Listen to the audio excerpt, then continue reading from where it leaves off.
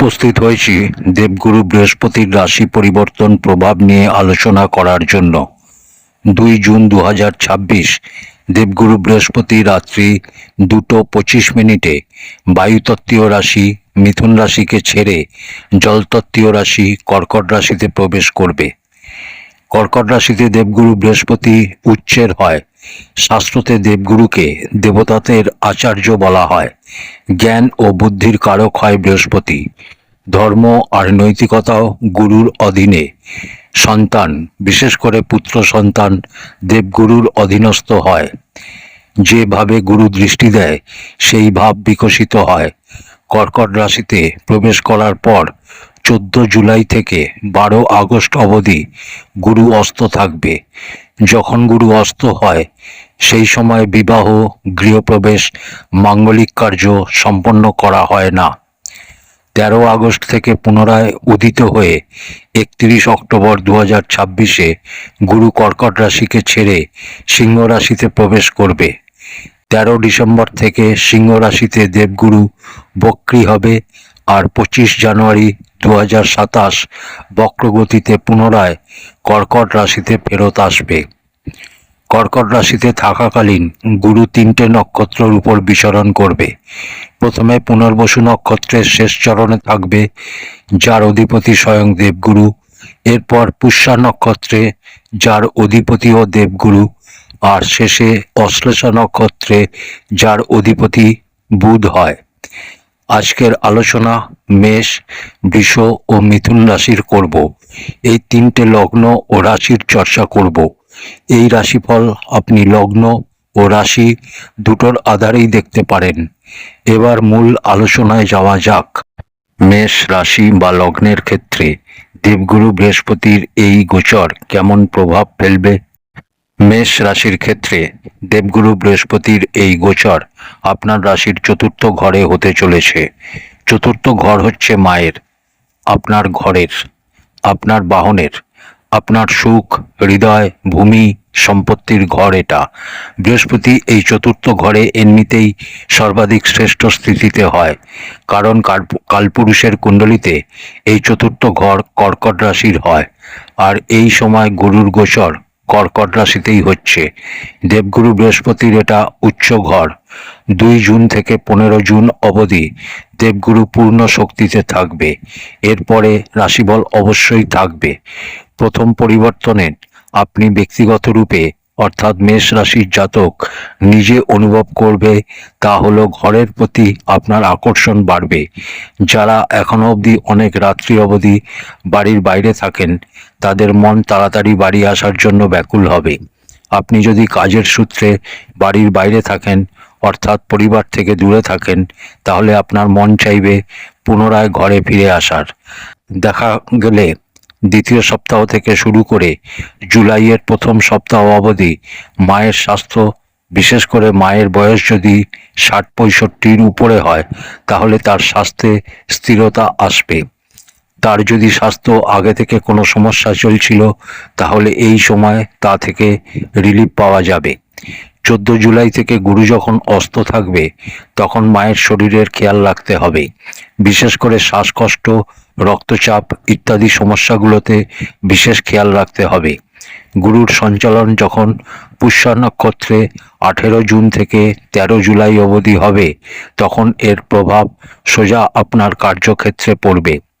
এই সময়কালে আপনি যদি চাকরিতে বদলি চান বা চাকরিতে পদোন্নতি চান বা পদোন্নতি আপনার বাকি ছিল, তাহলে তা এই সময়ে সম্পন্ন হবে। এই গোচরকালীন সময় আপনি আপনার বাড়ির কাছাকাছি, অর্থাৎ আপনি দূরে যদি কোথাও চাকরি করেন তাহলে বাড়ির কাছাকাছি ট্রান্সফার নিয়ে আসার ইচ্ছা থাকে, তাহলে এই ইচ্ছা আপনার এই সময় পূর্ণ হবে। আপনি যদি ব্যাংকিং, বিমা বা অন্য কোনো সরকারি বিভাগে যুক্ত থাকেন, তাহলে এই গোচর আপনার জন্য ভালো হবে। শুধুমাত্র ট্রান্সফার নয়, প্রমোশনের সূচনাও নিয়ে আসছে এই গোচর। 14 জুন থেকে 12 জুলাই অবধি গুরু যখন অস্ত থাকবে, এই সময় চাকরি ছেড়ে দেওয়া বা নতুন চাকরি জয়েন্ট করা থেকে বিরত থাকবেন, কারণ অস্তকালে নেওয়া নির্ণয়, অস্তকালে করা কর্ম তা অর্ধসমাপ্ত হয়ে থেকে যায়। ব্যবসায়ীদের জন্য এই সময় খুবই ভালো। অচল সম্পত্তির আপনি যদি ব্যবসা করেন তাহলে অতি ভালো সময় এটা। 18 জুন থেকে 13 জুলাই এই সময়ের মধ্যে অপ্রত্যাশিত কোনো ডিল হতে পারে। আপনি যদি ডেয়ারি প্রোডাক্টের ব্যবসা করেন, যেমন দুধ, ঘি, আনাজ ইত্যাদি জিনিসের ব্যবসা করেন, তাহলে এই গোচর আপনার জন্য শ্রেষ্ঠ। চন্দ্রমা এই জাতীয় দ্রব্যের কারক হয়, আর তার রাশিতেই দেবগুরু বৃহস্পতি হওয়া খুবই ভালো। আপনি যদি বাহনের ব্যবসা করেন, বিশেষ করে পুরনো গাড়ি কেনাবেচা করেন, তাহলেও এই সময় আপনার জন্য শ্রেষ্ঠ। 19 আগস্ট থেকে 31 অক্টোবর এই সময়কাল ভালো ইনকামের স্থিতি হবে। এই সময়কালে আপনি কোনো বড় সম্পত্তি ক্রয় করতে পারেন। সেক্ষেত্রে শুধুমাত্র এটুকু খেয়াল রাখবেন যে সম্পত্তির যে কাগজপত্র তা খুব ভালোভাবে খতিয়ে দেখতে হবে, কারণ সেই সময়কাল এমন কিছু গ্রহস্থিতি আছে যেখানে আপনার থেকে কোনো জিনিস লুকানো, কোনো জিনিসকে আড়াল করা, ধোঁকা দেওয়া বা ভুল কাগজপত্র আপনার কাছে দেওয়া, এরকম স্থিতি তৈরি হতে পারে। এই সময়কালে আপনার কাছে একটা সমস্যাও আসতে পারে। এমন কোনো অঘোষিত ঋণ আপনার উপর বর্তাবে যার খবর আপনি আগে থেকে জানতেন না। প্রেমের ক্ষেত্রে দেখা গেলে দেবগুরু বৃহস্পতি আপনার রাশির চতুর্থে গোচর করা বড়ই অদ্ভুত হবে। এই সময়কালে প্রেমে প্রগাঢ়তা আসবে। নিজের পার্টনারের পরিচয় যদি আপনি আপনার পরিবারের সাথে করাতে চান, অর্থাৎ প্রেম সম্বন্ধকে যদি সবার সামনে আনতে চান, যা এতদিন সবার থেকে লুকিয়ে রেখেছিলেন, তাহলে এই সময় খুব ভালো। প্রেম সম্বন্ধকে যদি বিবাহে পরিণত করতে চান, তাহলে এটা সেই সময়। দাম্পত্য জীবনেও এই গোচর বড় পরিবর্তন নিয়ে আসছে। শাশুড়ি বৌমা, জামাই শাশুড়ি ইত্যাদি সম্বন্ধে মধুরতা আসবে। আপনি যদি স্বামী হন আর মা ও পত্নীর সম্বন্ধ নিয়ে সমস্যায় ছিলেন, তো এই গোচর আপনাকে সমস্যা কম করে দেবে। দেবগুরু বৃহস্পতির চতুর্থ গোচর আপনার জীবনকে সব দিক থেকে ভারী অদ্ভুত বানাবে। দেবগুরু বৃহস্পতি উচ্চের হয়ে আপনার রাশির চতুর্থে গোচর করাকে হংস মহাপুরুষ যোগ বলে। আর এটা সোজা ব্যাপার যে হংস মহাপুরুষ যোগ যখন নির্মাণ হয়, তখন এক নয় একাধিক ক্ষেত্রে শুভতা আসে। জুন জুলাই মাসের সময়কালে আপনার পরিবারের বাতাবরণ খুবই ভালো হবে। এই সময়কালে যদিও দেবগুরু বৃহস্পতি সন্তান ভাবের সাথে কোনো সম্বন্ধ তৈরি হচ্ছে না। দেবগুরুর সম্বন্ধ না তো কুণ্ডলীর পঞ্চম ঘর, না তো নবম ঘর, না তো একাদশ ঘর, না তো লগ্নের সাথে হচ্ছে, কিন্তু আগে থেকে যদি সন্তান হওয়ার স্থিতি হয়, তাহলে এই সময় খুবই শুভ সূচনা প্রাপ্ত করাবে। এই গোচরকালীন সময়ে কন্যা সন্তানের ইচ্ছা যদি আপনার থাকে, তাহলে এই সময় শুভ। এর থেকে অনুকূল সময় আর হয় না। শিক্ষার্থীদের জন্য এই সময় শ্রেষ্ঠ। পড়াশোনায় একাগ্রতা বাড়বে। তো সব মিলিয়ে শিক্ষার্থীদের জন্য ভালো সময়। বিশেষ করে আর্কিটেক্ট, সিভিল ইঞ্জিনিয়ার, কৃষিবিজ্ঞান, গৃহবিজ্ঞান এসবের শিক্ষার্থীদের জন্য বিশেষ অনুকূল। স্বাস্থ্য নিয়ে বলতে গেলে চতুর্থ ভাব কালপুরুষের কুণ্ডলিতে হৃদয় হয়। হৃদয় সম্বন্ধিত কোনো সমস্যা, শ্বাসকষ্টজনিত সমস্যা হতে পারে। কর্কট রাশি জলতত্ত্বীয় রাশি, তাই জুলাই আগস্ট সময়কালে সিজনজনিত সমস্যা, জলজনিত যে সংক্রমণ রোগ হয় অর্থাৎ কফজনিত রোগ, এগুলো সমস্যা দিতে পারে। এটা মেষ রাশির জন্য বলছি, কারণ কর্কট রাশিতে দেবগুরু থাকবে। 2 জুন থেকে 17 জুন অবধি দেবগুরু বৃহস্পতি পুনর্বসু নক্ষত্রের চতুর্থ চরণে থাকবে। পুনর্বসুর অর্থ হয় পুনরায় আরম্ভ করা, অথবা যা হাত থেকে বেরিয়ে গেছে তাকে পুনরায় প্রাপ্ত করা। তো এই সময়কালে যদি কোনো পারিবারিক বিবাদ থাকে, কোনো পৈতৃক সম্পত্তি নিয়ে বিবাদ থাকে, তাহলে সময়কালটা অল্প হলেও এই সময়কালে আপনি চেষ্টা করলে বিবাদ মিটে যেতে পারে, সফলতা প্রাপ্ত করতে পারবেন। 18 জুন থেকে 18 আগস্ট অবধি সময়কাল দেবগুরু পুষ্যা নক্ষত্রে থাকবে। যদিও এই সময়ের মধ্যে কিছুটা সময় গুরু অস্তও থাকবে, কিন্তু এই সময়কালটা ভালো হবে। প্রত্যেকটা কাজ এই সময় আপনার খুব সহজভাবে মিটে যাবে। 19 আগস্ট থেকে 31 অক্টোবর অবধি গুরু অশ্লেষা নক্ষত্রে থাকবে। অশ্লেষার অধিপতি বুধ হয়। এই সময়কালে সম্বন্ধে কিছুটা জটিলতা আসবে, যেমন জীবন সঙ্গিনীর সাথে, মাতা পিতার সাথে। এটা খেয়াল আপনাকে রাখতে হবে। অনাবশ্যক তর্ক বিতর্ক থেকে নিজেকে বিরত রাখুন। গুরুর পঞ্চম দৃষ্টি অষ্টম ঘরে পড়বে, এটা আয়ুর রক্ষা করবে, অপ্রত্যাশিতভাবে বাঁচাবে আপনাকে, গুপ্তধন প্রদান করে। বিমার পয়সা বা কোথাও অর্থ আটকে ছিল তো তা ফেরত পাওয়ার স্থিতি তৈরি করবে। এই সময়কাল এমন যে আকস্মিক ধনলাভ হবে। সপ্তম দৃষ্টি গুরুর দশম ঘরে পড়বে, ফলে কার্যক্ষেত্রে পদোন্নতি, সার্বজনিক সম্মান আর উচ্চপদস্থ আধিকারিকদের বিশেষ সহযোগিতা প্রাপ্ত করবেন। সরকারি চাকরিজীবীদের ক্ষেত্রে এই দৃষ্টি বিশেষ শুভ ফলদায়ী হবে। গুরুর নবম দৃষ্টি দ্বাদশ ঘরে পড়বে, ফলে বিদেশ যাত্রা, তীর্থযাত্রা সমাজে মান সম্মান বৃদ্ধি করাবে। বিদেশ যাত্রার ইচ্ছা যদি মনে ছিল তো তা এবার পূর্ণ হবে। আপনি চেষ্টা চালাচ্ছিলেন কিন্তু সুযোগ ঠিক মতো আসছিল না, তো এবার সেই সুযোগ আসবে। 31 অক্টোবর 2026 দেবগুরু বৃহস্পতি যখন সিংহ রাশিতে প্রবেশ করবে, এরপর 25 জানুয়ারি 2027 বক্রী হয়ে পুনরায় কর্কট রাশিতে প্রবেশ করবে।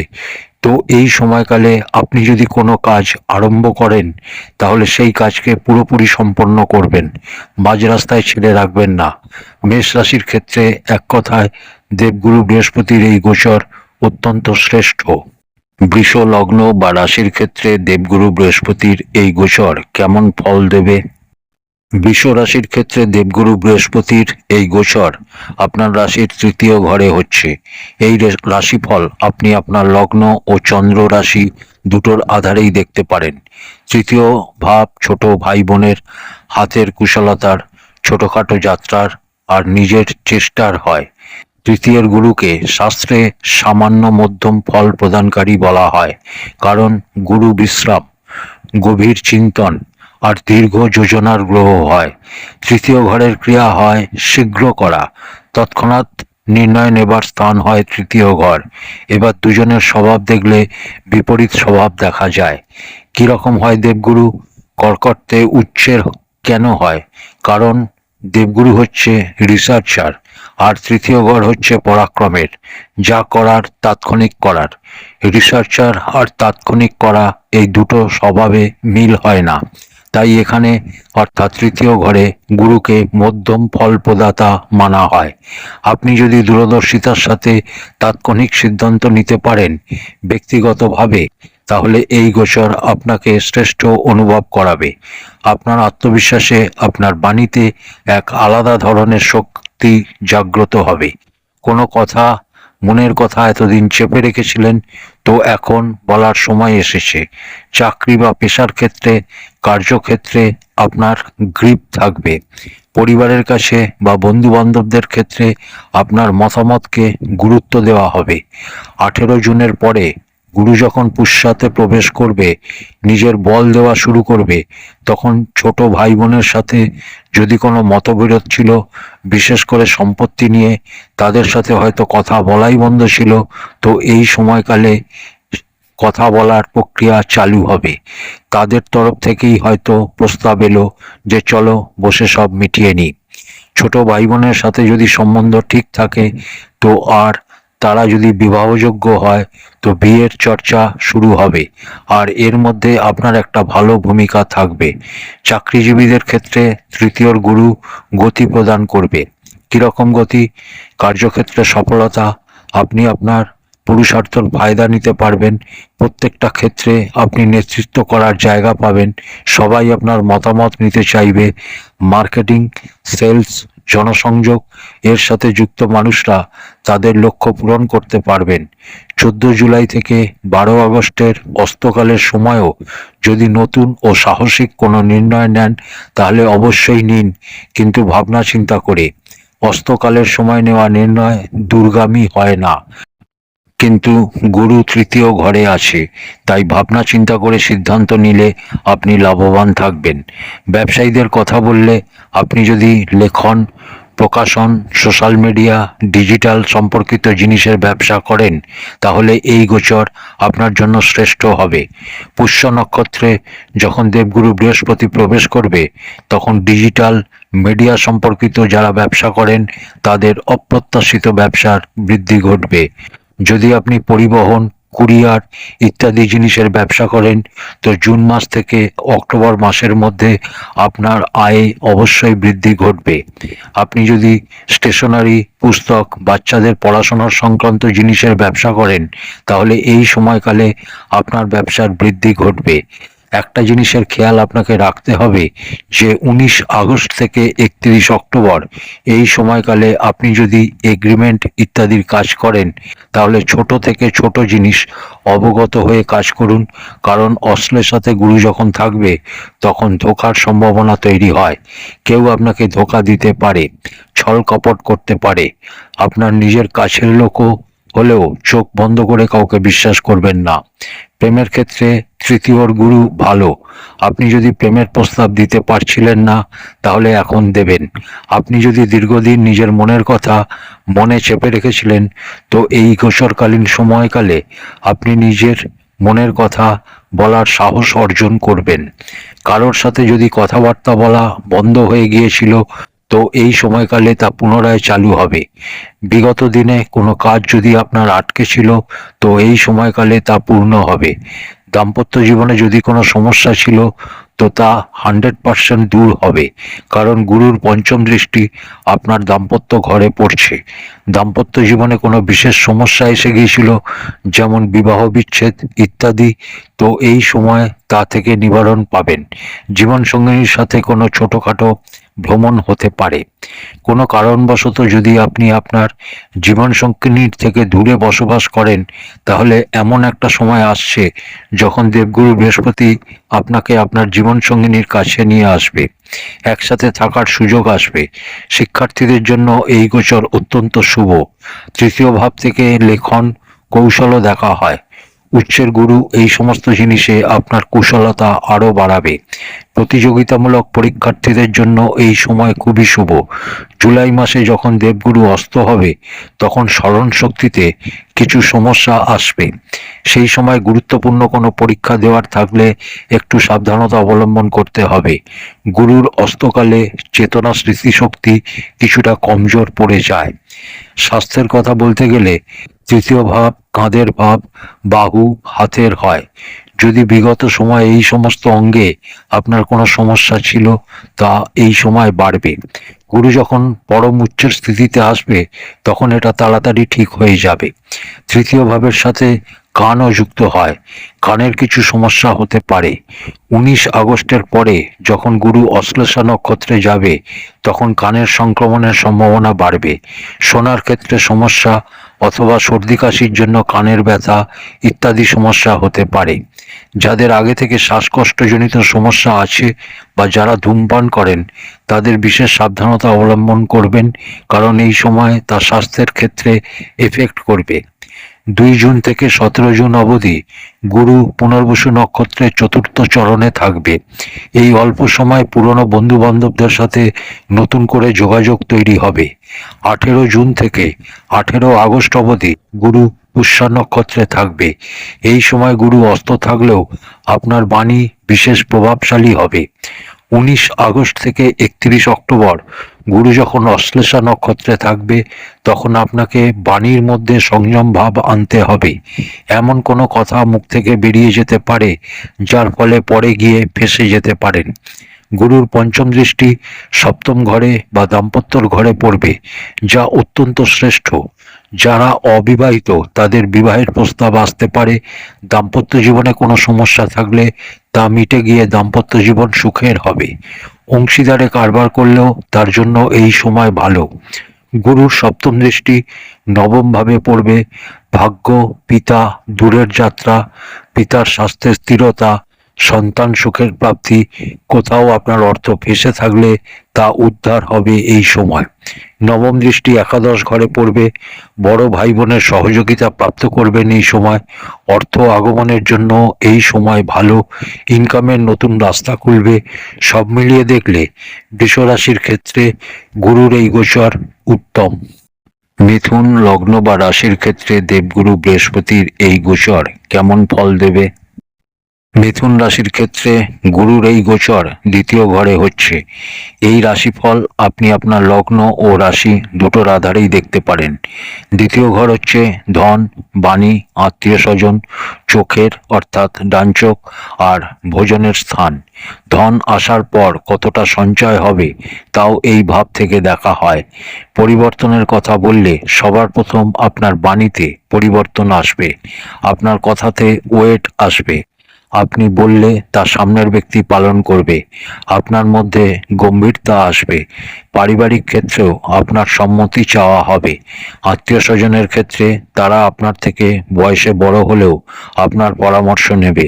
ভোজনে আপনার রুচি আসবে, দুধ, ঘি, মিষ্টির প্রতি আকর্ষণ বাড়বে। ফলে শরীর কিছুটা ভারী হবে। গুরুর এখানে বিরাজমান হওয়া আপনার জন্য শ্রেষ্ঠ সময়। যে সমস্ত আত্মীয় স্বজনদের থেকে দূরত্ব বেড়েছিল তা পুনরায় মধুর সম্পর্কে পরিণত হবে। পরিবারের বয়স্ক মানুষদের জন্য 14 জুলাই থেকে 12 আগস্ট সময় অবধি অর্থাৎ অস্তকালে তাদের শরীরের বিশেষ খেয়াল রাখতে হবে। এই সময় সংক্রমণ বাড়তে পারে, স্বাস্থ্য সম্বন্ধিত সমস্যা হতে পারে। চাকরিজীবীদের ক্ষেত্রে বেতন বৃদ্ধির সম্ভাবনা রয়েছে। 18 জুন থেকে 13 জুলাই সময়ের মধ্যে এমন কিছু ঘটতে পারে যা আপনার জন্য খুবই লাভদায়ক সিদ্ধ হবে। এই গোচর শুধু পরিবর্তন নয়, খুবই বড় পরিবর্তন নিয়ে আসছে। এমন কোনো কার্য যা অনেক দিন ধরে আপনার আটকে ছিল তা এবার সম্পূর্ণ হবে। যারা ব্যাংকিং, লেখনী, বীমা ইত্যাদি ফিল্ডে যুক্ত আছেন তাদের জন্য এই সময় লাভকারী সিদ্ধ হবে। একটা সাবধানতা অবশ্যই অবলম্বন করতে হবে। বিশেষ করে যারা ব্যাংকিং বা কোষাধ্যক্ষ ইত্যাদি ফিল্ডে যুক্ত আছেন তাদের জন্য এই সময় অনুকূল হলেও অস্তকালে যখন দেবগুরু বৃহস্পতি অস্ত হবে সেই সময় কোনো বড় নির্ণয়, বিশেষ করে ধন সম্বন্ধিত ক্ষেত্রে নির্ণয় নেবার ক্ষেত্রে বিশেষ সাবধানতা অবলম্বন করতে হবে। আপনি যদি শেয়ার মার্কেটে বিনিয়োগ করেন তাহলে দেবগুরুর অস্তকালে আপনাকে বিনিয়োগ থেকে বাঁচতে হবে। সেই সময় নিবেশ করলে হতে পারে যে ক্ষতি হয়ে গেল। ব্যবসায়ীদের জন্য এই সময়কাল অর্থ একত্রিত করার সময়। এই সঞ্চিত অর্থই আপনার আগে গিয়ে কাজে লাগবে। আপনি যদি সোনার ব্যবসা করেন বা রূপা, পিতল বা অমূল্য রত্নের ব্যবসা করেন তো এই সময়কাল আপনার জন্য বড়ই অদ্ভুত। অর্থ ইনকামের জন্য অত্যন্ত শ্রেষ্ঠ এই সময়। দ্বিতীয় ভাব ব্যাংকিং সেবারও ভাব হয়। আপনি যদি ইন্টারেস্টের ব্যবসা করেন তাহলে এই সময় আপনার জন্য অনুকূল। মিষ্টি, ঘি, দুধ এসব প্রোডাক্ট এর আপনি যদি ব্যবসা করেন বা শেয়ার বাজারে আপনি যদি বিনিয়োগ করেন তাহলে এই সময় খুব ভালো, তবে একটু সাবধানতার সাথে কাজ করতে হবে। আপনি যদি প্রতিদিন বা ইন্টারডে বিনিয়োগ করেন তাহলে 19 আগস্ট থেকে 31 অক্টোবর এই সময়ের মধ্যে ডেলি ট্রেড কম করার চেষ্টা করবেন। সেই সময় লং টার্ম ইনভেস্টমেন্ট করতে পারেন। এই সময়কালে উৎসুকতার সাথে নিবেশ করলে মূলধনের হানি হবে। প্রেম সম্বন্ধের ক্ষেত্রে দেবগুরু বৃহস্পতি পারিবারিক স্বীকৃতির দরজা খুলে দেয়। অর্থাৎ আপনি প্রেম সম্বন্ধে থাকলে আর বাড়িতে জানালে তারা বারণ করবে না, বরং আপনার সম্পর্ককে মেনে নেবে। আর যদি আগে থেকে রাজি ছিল না তাহলে এবার রাজি হয়ে যাবে। আর্থিক কারণে আপনার যদি কোনো কাজ আটকে ছিল তো সেই কাজ এবার সম্পন্ন হবে। কাউকে প্রেম নিবেদন করতে চান তো এই সময় উপযুক্ত। দাম্পত্য জীবনে পরিবর্তন দেখতে পাওয়া যাবে। অর্থের কারণে যদি কলহ ছিল তো তা এবার মিটে যাবে। আর অর্থের স্থিতি মজবুত হওয়াতে দাম্পত্য জীবনের ছোটোখাটো সমস্যাগুলো মিটে যাবে। তাই অর্থের চিন্তা করার কোনো কারণ নেই। জীবনসঙ্গিনীর স্বাস্থ্যের খেয়াল রাখুন। যদি কোনো দম্পতি আলাদা আলাদা শহরে থেকে কাজ করেন তাহলে এই গোচরকাল আপনাদের দুজনকে একত্রিত করবে। বিবাদের কারণে কোনো দম্পতি যদি আলাদা আলাদা থাকতেন তাহলে এই সময় দুজন এক হওয়ার সম্ভাবনা তৈরি করবে। শিক্ষার্থীদের জন্য এই গোচর ভালো। স্মরণশক্তি ভালো হবে। প্রতিযোগিতামূলক পরীক্ষার্থীদের জন্য সময় ভালো। অর্থশাস্ত্র, বাণিজ্য, ব্যাংকিং সেক্টর বা সিএ ইত্যাদির যারা শিক্ষার্থী আছেন তাদের জন্য স্মরণীয় সময়। আর স্বাস্থ্যের ব্যাপারে মুখ, দাঁত, জিভ, গলা আর ডান চোখ ব্রণ ফুসকুড়ি সমস্যা দেখা দিতে পারে, তাই এই ব্যাপারে সাবধান হতে হবে। বিশেষ করে গলার খেয়াল রাখতে হবে। যাদের সুগার আছে তাদের শরীরের বিশেষ খেয়াল রাখতে হবে, কারণ গুরু মিষ্টি খাবারের দিকে আকৃষ্ট করে। গুরু যখন প্রবেশ করবে পুনর্বসু নক্ষত্রে 2 দিনের পর, তো পুনর্বসুর অর্থ কি? পুনরাগমন। যে পয়সা ডুবে গিয়েছিল তা ফেরত আসার যোগ। যে পয়সা পাবার জন্য দিনের পর দিন ঘুরেছেন সেই পয়সা ফেরত আসার সময়। 18 জুন থেকে 18 আগস্ট অবধি গুরু পুষ্য নক্ষত্রে থাকবে। যদিও এই সময়কালে গুরু অস্তও থাকবে, কিন্তু এরপরেও স্থির ধনপ্রাপ্তির যোগ থাকছে। এই সময়কালে সম্ভব হলে সোনা ক্রয় করতে পারেন। এই সময়কালে দীর্ঘকালীন পরিকল্পনা নিয়ে কাজ করলে লাভবান হবেন। 19 আগস্ট থেকে 31 অক্টোবর যখন দেবগুরু অশ্লেষা নক্ষত্রে প্রবেশ করবে, তখন বুদ্ধিমত্তার দ্বারা ধন উপার্জন খুব করবেন। 2-এর জায়গায় 4 আসবে। যদিও এই সময় পারিবারিক বিবাদের সম্ভাবনা থাকবে, পৈতৃক সম্পত্তি নিয়ে বিবাদ হতে পারে। গুরুর পঞ্চম দৃষ্টি ষষ্ঠ ঘরে পড়বে, অর্থাৎ রোগ ঋণ শত্রুর ঘরে। ফলে এগুলো থেকে মুক্তি দেবে আপনাকে। রোগ ঋণ শত্রু নিয়ে সমস্যা থাকলে এগুলো থেকে মুক্তি করাবে, অর্থাৎ এই 3টে সমস্যা কমজোর পড়বে। আপনার বিরুদ্ধে ষড়যন্ত্র করলে কোর্ট কাছারির ক্ষেত্রে সবকিছু আপনার পক্ষে থাকবে। সপ্তম দৃষ্টি অষ্টম ঘরে পড়বে, ফলে আয়ু, গুপ্তধন, শ্বশুরবাড়ির সহযোগিতা পাবেন। গুরুর নবম দৃষ্টি দশম ঘরে পড়বে, কর্মক্ষেত্রের ঘরে পড়বে। কর্মক্ষেত্রে উচ্চপদস্থ আধিকারিকদের সহযোগিতা পাবেন। তো সব মিলিয়ে দেখলে মিথুন রাশির ক্ষেত্রে দেবগুরু বৃহস্পতির এই গোচর অতি উত্তম। প্রিয় দর্শক বন্ধুরা, এই ছিল দেবগুরু বৃহস্পতির রাশি পরিবর্তন প্রভাব নিয়ে আলোচনা। আজ এই অবধি।